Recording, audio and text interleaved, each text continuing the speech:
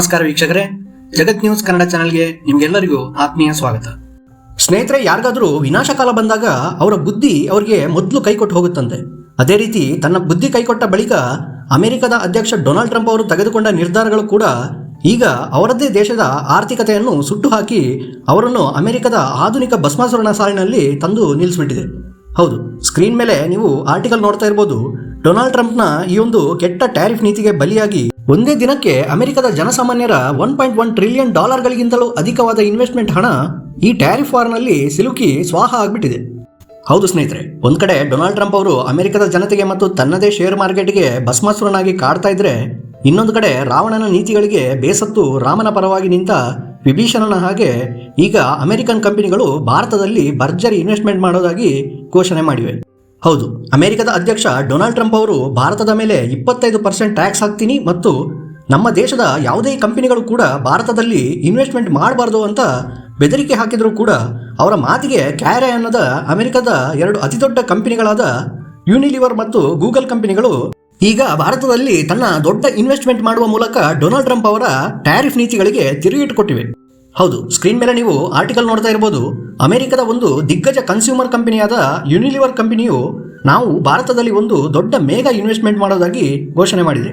ಈ ಬಗ್ಗೆ ಸ್ವತಃ ಯೂನಿಲಿವರ್ ಸಿಇಒ ಅವರೇ ಇನ್ಫಾರ್ಮೇಶನ್ ಕೊಟ್ಟಿದ್ದು, ನಾವು ಭಾರತವನ್ನು ನಮ್ಮ ವ್ಯಾಪಾರವನ್ನು ವಿಸ್ತರಿಸುವ ಸಲುವಾಗಿ ಭಾರತದ ವಿಭಿನ್ನ ವಲಯಗಳಲ್ಲಿ ಒಂದು ಮೇಗಾ ಇನ್ವೆಸ್ಟ್ಮೆಂಟ್ ಮಾಡೋದಾಗಿ ಘೋಷಣೆ ಮಾಡಿದ್ದಾರೆ.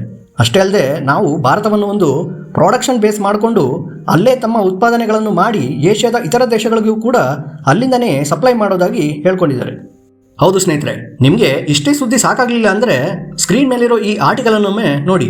ಆ ಕಡೆ ಡೊನಾಲ್ಡ್ ಟ್ರಂಪ್ ಅವರು 25% ಟ್ಯಾಕ್ಸ್ ಹಾಕಿ ಭಾರತದ ಆರ್ಥಿಕತೆಯನ್ನು ಮುಳುಗಿಸೋದಕ್ಕೆ ನೋಡಿದರೆ, ಈ ಕಡೆ ಅಮೆರಿಕದ ಇನ್ನೊಂದು ದಿಗ್ಗಜ ಟೆಕ್ ಕಂಪನಿಯಾದ ಗೂಗಲ್ ಕಂಪನಿ ಕೂಡ ಈಗ ಭಾರತದಲ್ಲಿ ತಾನು $6 ಬಿಲಿಯನ್ ಪ್ಯಾಕೇಜ್ ಅನ್ನು ಇನ್ವೆಸ್ಟ್ಮೆಂಟ್ ಮಾಡೋದಾಗಿ ಘೋಷಣೆ ಮಾಡಿದೆ.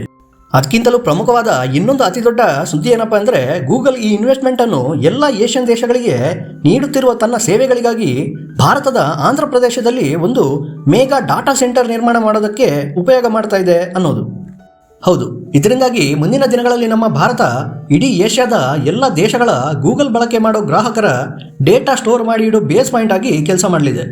ಇದರಿಂದಾಗಿ ಗೂಗಲ್ನ ಡಿಪೆಂಡೆನ್ಸಿ ಕೂಡ ಭಾರತದ ಮೇಲೆ ಹೆಚ್ಚಾಗಲಿದೆ. ಹೌದು ಸ್ನೇಹಿತರೆ, ಡೊನಾಲ್ಡ್ ಟ್ರಂಪ್ ಅವರು ಭಾರತವನ್ನು ಟಾರ್ಗೆಟ್ ಮಾಡೋದಕ್ಕೆ ಏನೇ ಕಸರತ್ತು ಮಾಡಿದರೂ ಕೂಡ ಅದರಿಂದ ಕೊನೆಗೆ ನಷ್ಟ ಅನುಭವಿಸೋದು ಅಮೆರಿಕದ ದೇಶದ ಜನಸಾಮಾನ್ಯರೇ. ಹೌದು, ಅದು ಹೇಗೆ ಅನ್ನೋದನ್ನು ನಿಮಗೆ ನಾನು ಸಿಂಪಲ್ ಆಗಿ ಅರ್ಥ ಆಗೋ ಹಾಗೆ ಹೇಳ್ತೀನಿ ಕೇಳಿ. ಅಮೆರಿಕಕ್ಕೆ ಅತಿ ಹೆಚ್ಚು ಆರ್ಥಿಕ ಲಾಭ ಬರೋದು ವಿದೇಶಗಳಿಗೆ ನೀಡುವ ಟೆಕ್ನಾಲಜಿ ಸರ್ವಿಸ್ನಿಂದ ಮತ್ತು ವೆಪನ್ಸ್ಗಳಿಂದ. ಅದು ಬಿಟ್ಟರೆ ಹೆಚ್ಚೇನನ್ನು ಅಮೆರಿಕ ದೇಶ ಮ್ಯಾನುಫ್ಯಾಕ್ಚರಿಂಗ್ ಮಾಡೋದಿಲ್ಲ. ಅಲ್ಲಿನ ಜನರು ದಿನಬಳಕೆಯ ಪ್ರತಿಯೊಂದು ವಸ್ತುಗಳಿಗೂ ಕೂಡ ಬೇರೆ ದೇಶಗಳ ಮೇಲೆ ಡಿಪೆಂಡ್ ಆಗಿದ್ದಾರೆ. ಡೊನಾಲ್ಡ್ ಟ್ರಂಪ್ ಈಗ ಒಂದೇ ಸಲಕ್ಕೆ ಎಲ್ಲ ದೇಶಗಳ ಮೇಲೆ ಟ್ಯಾರಿಫ್ ಹಾಕಿರೋದ್ರಿಂದ ಎಲ್ಲ ದೇಶಗಳ ವಸ್ತುಗಳ ಮೇಲಿನ ಬೆಲೆ ಈಗ ಒಂದೇ ಸಲಕ್ಕೆ 20% ಹೆಚ್ಚಾಗ್ಬಿಡುತ್ತೆ. ಈ ಹೆಚ್ಚುವರಿ ಹಣದ ಹೊರೆ ಅಮೆರಿಕದ ದೇಶದ ಗ್ರಾಹಕರ ಮೇಲೆ ಬೀಳುತ್ತದೆ ವಿನಃ ಅನ್ಯ ದೇಶಗಳ ಮೇಲಲ್ಲ. ಹೌದು ಸ್ನೇಹಿತರೆ, ನಮ್ಮ ಅಧ್ಯಕ್ಷ ಡೊನಾಲ್ಡ್ ಟ್ರಂಪ್ ಅವರು ಅನ್ಯ ದೇಶಗಳ ಮೇಲೆ ಟ್ಯಾಕ್ಸ್ ಹಾಕಿ ನಮ್ಮ ದೇಶ ಉದ್ಧಾರ ಮಾಡ್ತಾ ಇದ್ದಾರೆ ಅಂತ ಹಾರಾಡ್ತಾ ಇದ್ದ ಅವರ ಬೆಂಬಲಿಗರು ಮತ್ತು ಅಮೆರಿಕನ್ನರು ಈಗ ತಮ್ಮದೇ ಇನ್ವೆಸ್ಟ್ಮೆಂಟ್ ಶೇರ್ ಮಾರ್ಕೆಟ್ನಿಂದ ಸ್ವಾಹ ಆಗಿ ಹೋಗ್ತಿರೋದನ್ನು ನೋಡಿ ಟ್ರಂಪ್ನಂತಹ ಭಸ್ಮಾಸುರನ ಮಾತು ನಂಬಿ ನಮ್ಮ ಮನೆಗೆ ನಾವೇ ಬೆಂಕಿ ಇಟ್ಕೊಂಡ ಹಾಗಾಗಿದೆ ಅಂತ ಫೀಲ್ ಮಾಡ್ಕೊತಾ ಇದ್ದಾರೆ. ಇನ್ನೊಂದು ಕಡೆ ರಷ್ಯಾದಿಂದ ಈಗಲೂ ಕೂಡ ಓಪನ್ ಆಗಿ ಕ್ರೂಡ್ ಆಯಿಲ್ ಖರೀದಿ ಮಾಡ್ತಾ ಇರೋ ಭಾರತದ ಧೈರ್ಯವನ್ನು ಮೆಚ್ಚಿ ಈಗ ಅಮೆರಿಕದ ಮಾಧ್ಯಮಗಳು ಕೂಡ ಈಗ ಡೊನಾಲ್ಡ್ ಟ್ರಂಪ್ ಅವರ ಕಾಲು ಎಳೆಯೋದಕ್ಕೆ ಶುರು ಮಾಡಿವೆ. ಹೌದು, ಕಳೆದ 2-3 ದಿನಗಳಿಂದ ನೀವು ನೋಡ್ತಾ ಇರ್ಬೋದು, ಭಾರತದ ಈ ವಿ ಡೋಂಟ್ ಕೇರ್ ಅನ್ನೋ ರೀತಿಯ ಉತ್ತರದಿಂದಾಗಿ ಅಮೆರಿಕದ ಅಧ್ಯಕ್ಷ ಡೊನಾಲ್ಡ್ ಟ್ರಂಪ್ ಸೇರಿದಂತೆ ಅವರ ಎಲ್ಲ ಅಧಿಕಾರಿಗಳು ಕೂಡ ಈಗ ನೀರವ ಮೌನಕ್ಕೆ ಶರಣಾಗಿಬಿಟ್ಟಿದ್ದಾರೆ. ಒಳಗೊಳಗೆ ಕೋಪ, ಹತಾಶೆ, ನಿರಾಶೆ ಎಲ್ಲ ಕಾಡ್ತಾ ಇದ್ರೂ ಕೂಡ ಅದನ್ನ ಹೊರಗಡೆ ಹಾಕೋದಕ್ಕೆ ಆಗದೇ ಇರುವಂತಹ ಪರಿಸ್ಥಿತಿ ಅವರಿಗೆ ನಿರ್ಮಾಣ ಆಗಿಬಿಟ್ಟಿದೆ. ಇಷ್ಟೆಲ್ಲ ಬೆಳವಣಿಗೆಗಳು ಆಗ್ತಾ ಇರುವಾಗಲೇ ಡೊನಾಲ್ಡ್ ಟ್ರಂಪ್ನ ಈ ಟ್ಯಾರಿಫ್ ವಾರ್ಗೆ ಒಂದು ನಿರ್ಣಾಯಕ ಅಂತ್ಯ ಹಾಡಬೇಕು ಅಂತಾನೆ ಭಾರತದ ಪ್ರಧಾನಮಂತ್ರಿಯಾಗಿರೋ ನರೇಂದ್ರ ಮೋದಿ ಅವರು ಈಗ ತನ್ನ ರಣಬೇಟೆಗಾರ ಅನ್ಸ್ಕೊಂಡಿರೋ ಅಜಿತ್ ದೋವಲ್ ಅವರನ್ನೇ ನೇರವಾಗಿ ಕಣಕ್ಕೆ ಇಳಿಸ್ಬಿಟ್ಟಿದ್ದಾರೆ. ಹೌದು, ಈ ವಿಷಯದ ಬಗ್ಗೆ ನಾನು ನಿಮಗೆ ಮುಂದಿನ ವಿಡಿಯೋದಲ್ಲಿ ಹೇಳ್ತೀನಿ. ಅದಕ್ಕಾಗಿ ದಯವಿಟ್ಟು ನನ್ನ ಈ ಚಾನೆಲನ್ನು ಸಬ್ಸ್ಕ್ರೈಬ್ ಮಾಡ್ಕೊಳ್ಳಿ ಸ್ನೇಹಿತರೆ. ಹಾಗೆಯೇ ಟ್ರಂಪ್ನ ಈ ಭಸ್ಮಾಸುರ ನೀತಿಯ ಬಗ್ಗೆ ನಿಮ್ಮ ಅಭಿಪ್ರಾಯ ಏನು ಅನ್ನೋದನ್ನು ದಯವಿಟ್ಟು ನನಗೆ ಕಮೆಂಟ್ ಮಾಡಿ ತಿಳಿಸಿ. ಮುಂದಿನ ವಿಡಿಯೋದಲ್ಲಿ ಮತ್ತೆ ಸಿಗೋಣ. ಧನ್ಯವಾದಗಳು. ಜೈ ಹಿಂದ್.